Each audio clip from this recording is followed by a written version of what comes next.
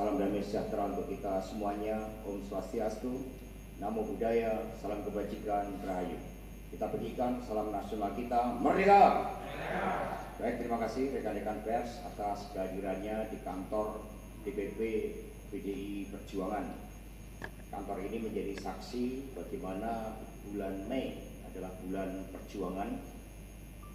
Peristiwa terkait dengan jatuhnya pemerintahan otoriter Orde Baru ditandai dan mengawali semangat reformasi itu. Karena itulah pada kesempatan hari ini saya didampingi oleh Mas Jarod Saiful Hidayat selaku Ketua Steering Komite Rakernas kelima, kemudian Bung Boni Triana selaku anggota Steering Komite dan sejarawan partai yang bertugas untuk bagaimana sebagai bangsa besar kita berpijak pada sejarah yang benar dan menatap masa depan dengan penuh optimisme. Kemudian di sebelah kanan adalah Saudari Sally selaku Sekretaris Steering Komite dan paling kiri adalah Bung Seno selaku juru bicara partai. Pada kesempatan ini kami ingin menyampaikan beberapa hal, yaitu yang pertama, bahwa rapat kerja nasional kelima partai dengan tema Satyam Eva Jayate, kebenaran pasti menang, dengan subtema kekuatan persatuan rakyat, jalan kebenaran yang berjaya. Tema ini telah dirumuskan oleh Ketua Situation Group Mas Prananda Prabowo dan menjadi tema sentral yang menjadi daya gerak partai di dalam menghadapi berbagai persoalan terkait dengan kegelapan kekuasaan dan matinya demokrasi. Untuk itu, Rakernas diawali dengan menggelorakan semangat juang, api perjuangan nan tak kunjung padam yang telah dimulai prosesinya pada hari Jumat tanggal 17 Mei 2024 dengan mengambil api abadi Merapen, Grobogan, Jawa Tengah.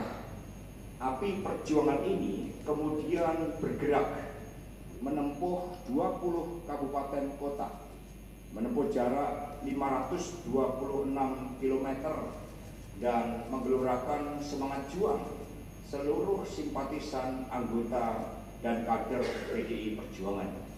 Api perjuangan nan tak kunjung padam ini akan sampai di Jakarta pada hari Kamis tanggal 22 Mei 2024 dan besok pada jam 15.30 oleh para pelari maraton dan mini maraton termasuk saya akan membawa obor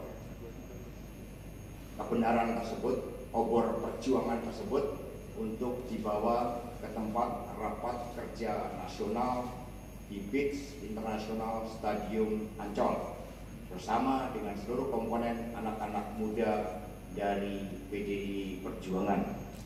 Kemudian yang kedua, rapat kerja nasional kelima secara teknis dan juga secara substansi dari seluruh materi-materi yang dibahas sudah diselesaikan oleh Steering Komite dan Rakernas akan diikuti oleh 2.160 peserta yang berasal dari fungsionaris DPW partai, Ketua Sekretaris Bendara DPD dan DPC partai, anggota DPR RI, Badan dan Sayap partai, Ketua Sekretaris Bendahara DPLN, Dewan Pimpinan Luar Negeri dari 16 negara, anggota DPRD Provinsi Kabupaten Kota, Kepala Daerah Wakil Kepala Daerah PDI Perjuangan, dan calon anggota DPR RI terpilih pemilu 2024 yang non-incumbent. Sehingga pada saat pembukaan jumlah peserta mencapai 4.858 peserta. Nah, di dalam rapat kerja nasional kelima tersebut, agenda utama di dalam pembukaan Rakernas itu adalah menerima obor dan api nan tak kunjung padam, api perjuangan nan tak kunjung padam, kemudian pidato politik dari Ketua Umum PDI Perjuangan Ibu Profesor Dr. Megawati Soekarno Putri. Dan hal yang ketiga, bahwa Rakernas merupakan suatu momentum untuk mensikapi dan melakukan evaluasi terhadap apa yang terjadi di dalam pemilu presiden dan pemilu legislatif pada 2024 yang lalu, ya, pada tanggal 14 Februari ya, 2024, di mana steering komite telah melakukan pembahasan secara intens untuk merumuskan sikap-sikap politik partai terkait dengan konsolidasi partai di dalam menghadapi pilkada serentak, sikap politik terkait dengan situasi dan dinamika politik nasional dan internasional, sikap politik terhadap berbagai persoalan pokok rakyat yang harus direspon oleh PDI Perjuangan, dan juga akan disampaikan sikap politik yang berkaitan dengan tantangan-tantangan demokrasi yang akan datang, serta bagaimana sebagai negara hukum harus menghormati supremasi hukum dan juga sistem meritokrasi yang harus dibangun.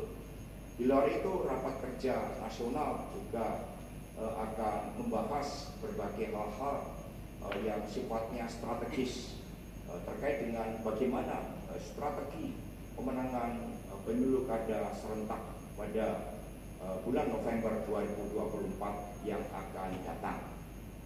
Sebagai partai yang mengemban nama demokrasi yang berkarakter Indonesia, di dalam Rakernas akan juga didengarkan suara arus bawah yang disampaikan oleh DPC maupun DPD partai, dan suara arus bawah itu akan didengarkan oleh PDI Perjuangan, sehingga terkait sikap politik partai, termasuk bagaimana di dalam mensikapi pemerintahan yang akan datang, tentunya harus dilakukan dengan mendengarkan seluruh elemen-elemen partai yang hadir di dalam rapat kerja nasional kelima tersebut.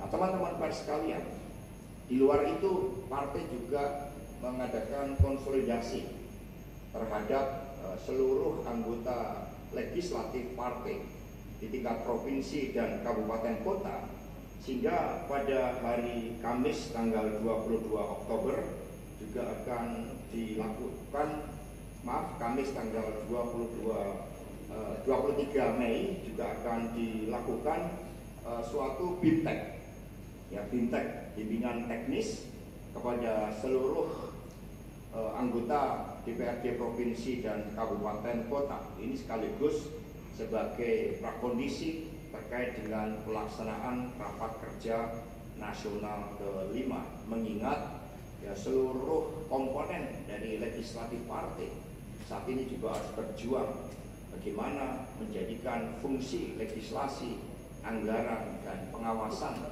di dalam menjawab berbagai persoalan pokok rakyat, khususnya di bidang perekonomian.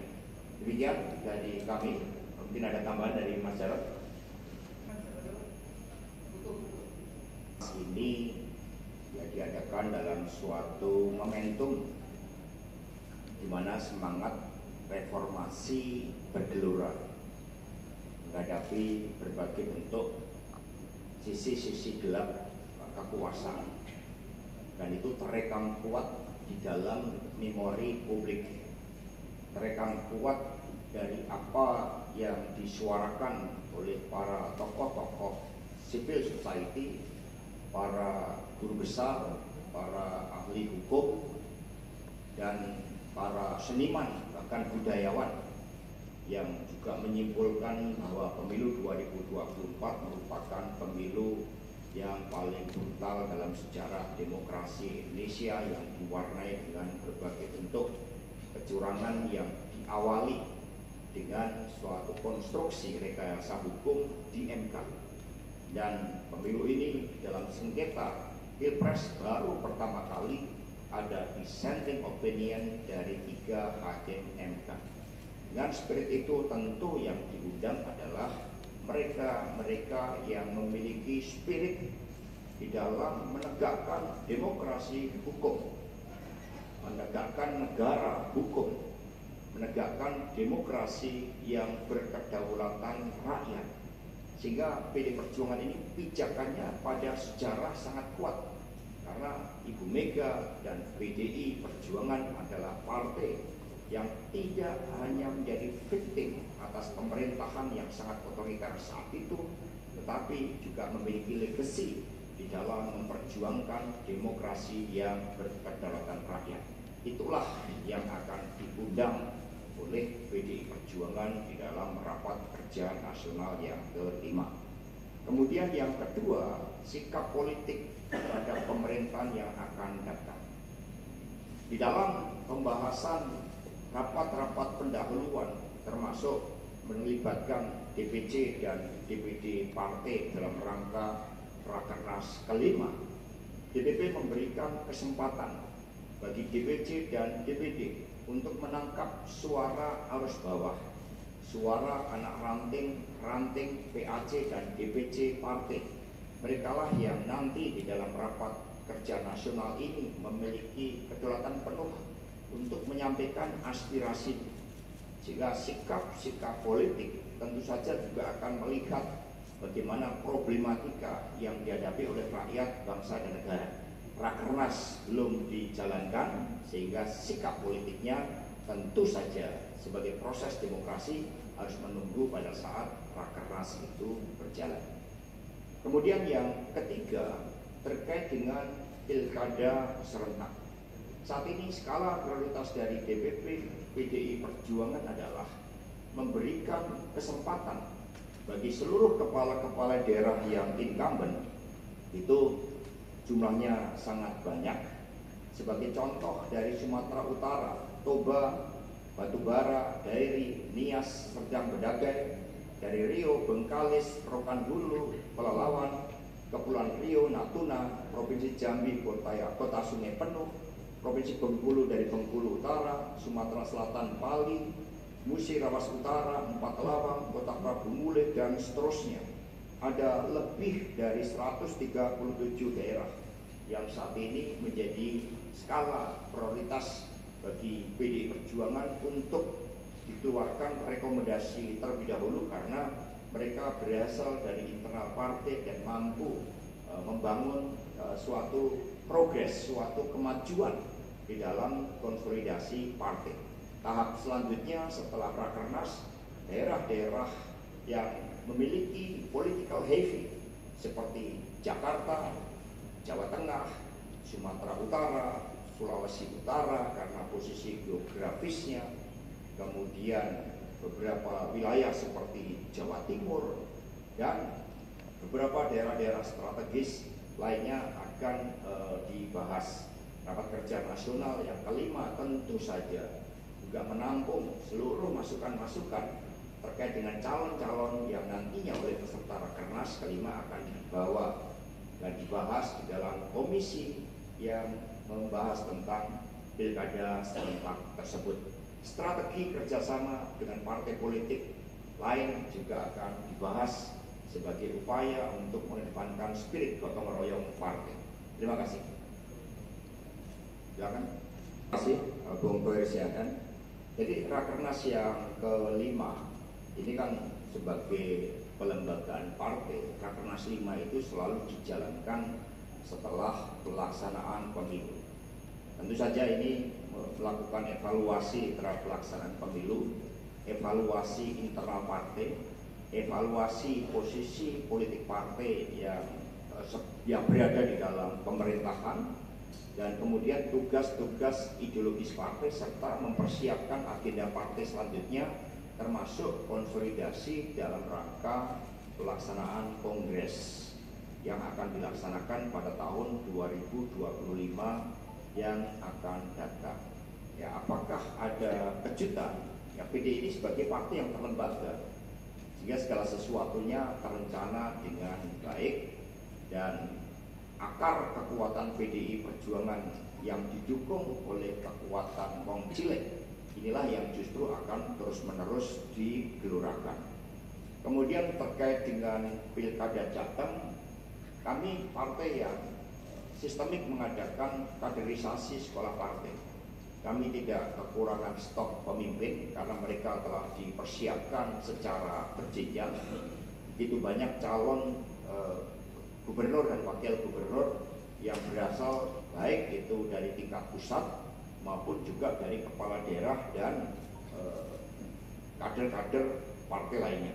Ini sedang digodok karena merupakan hal yang sifatnya strategis yang tentu saja nanti akan diumumkan secara serentak ya, sebagaimana yang terjadi dalam pilkada serentak.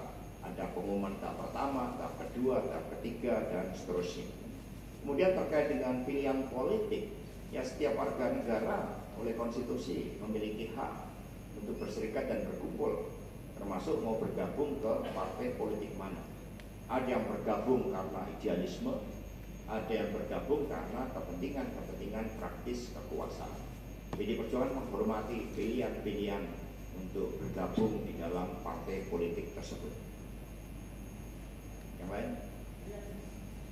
Ya, silakan.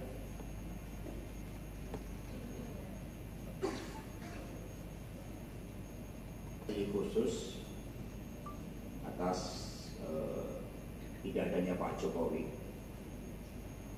karena partai ini didasarkan kepada kekuatan kolektif dari seluruh anggota, dari tingkat anak ranting, PAC, Satgas Partai, dan itu adalah sumber kekuatan partai yang menyatu dengan akar rumput. Tapi Rakernas juga akan melakukan evaluasi secara kritis terhadap apa yang terjadi. Maka kami sudah mengadakan berbagai fokus group discussion dengan mengundang para pakar. Kami mendengarkan masukan-masukan dari pakar-pakar hukum, para ahli tata negara, para tokoh-tokoh demokrasi, para budayawan, semua sudah kami dengarkan masukannya, termasuk mereka-mereka yang selama ini bergerak di lembaga survei. Kami sudah dengarkan masukan dan kemudian seluruh rancangan ini nanti akan diperkaya oleh peserta Rakernas yang menangkap suara arus bawah. Jadi PD Perjuangan sesuai dengan temanya akan memegang teguh nilai-nilai Sakyam Eva Jayate tersebut. Kemudian ya PKB dan PKS karena memiliki emotional bonding di dalam kerjasama Pilpres tahun 2024 ini, mereka tentu ya juga melakukan suatu langkah-langkah konsolidasi sebagaimana PDI Perjuangan lakukan. Nah, nama-nama yang disebutkan tadi ya, belum melakukan komunikasi politik dengan DPP partai, karena DPP juga mendengarkan bagaimana harapan-harapan rakyat terkait dengan daerah khusus ibu kota tersebut, ya proses interkoneksi dengan wilayah-wilayah sekitar, upaya untuk mengatasi pencemaran udara, membangun sistem transportasi publik yang nyaman, mengatasi berbagai persoalan-persoalan lingkungan, itu yang juga menjadi concern dari DPP PD Perjuangan. Tetapi begitu rapat kerja nasional kelima dijalankan, semua akan bergerak cepat karena DPP juga sudah membentuk suatu tim khusus dalam kaitannya dengan pilkada serentak tersebut. Ya, silakan. Jadi sikap politik akan dibahas di dalam rapat kerja nasional kelima. Kalau secara empiris, sikap politik apakah berada di dalam pemerintahan atau di luar pemerintahan pada Kongres 2004, 2009, 2015, dan 2019 itu diputuskan di dalam Kongres Partai. Karena memang pemerintahan baru itu kan efektif dalam periodisasinya setelah tanggal 20 Oktober. Nah, Rakernas dengan seluruh dinamikanya akan mendengarkan suara-suara dari peserta Rakernas tersebut. Dari situlah sikap politik akan diumumkan pada saat penutupan Rakernas partai. Kemudian Pak Ganjar dan Prof Mahfud ini secara periodik itu terus memberikan masukan, termasuk dalam rangka Rakernas kelima ini. Pak Ganjar sendiri kami undang sebagai salah satu narasumber di dalam FGD yang membahas tentang pilkada dan juga suatu visi misi dari pasangan calon yang akan diusung oleh PD Perjuangan, di mana visi misi tersebut diturunkan dari konsepsi pola pembangunan semesta berencana. Partai sudah memiliki platform dasar prasetya partai sebagai saripati dari seluruh keberhasilan para kepala daerah yang diusung oleh PD Perjuangan, termasuk Mas Jarod ini berkontribusi dulu di dalam merumuskan dasar prasetya partai, karena ketika Mas Jarod menjadi wali kota itu mampu melakukan reformasi birokrasi, reformasi struktur keuangan APBD untuk memperkuat belanja publik sebesar sekurang-kurangnya 60%. Prof. Mahfud sudah kami minta masukannya terhadap berbagai pandangan beliau terkait dengan reformasi hukum, berbagai agenda-agenda legislasi yang nampaknya syarat dengan kepentingan politik seperti revisi undang-undang MK, revisi undang-undang terkait dengan pembahasan undang-undang penyiaran dan juga undang-undang kementerian negara. Sehingga secara periodik kami mengadakan pertemuan dengan Pak Ganjar dan Prof. Mahfud yang secara khusus diundang oleh Ibu Megawati Soekarno Putri. Kemudian sikap yang ditunjukkan oleh Pak Ganjar Pranowo itu adalah bagian dari suatu sikap yang menjadi pembelajaran yang baik di dalam demokrasi kita, bahwa secara pribadi Pak Ganjar sebagai calon presiden tidak menjadi menteri dan bergabung di dalam kabinet yang akan datang.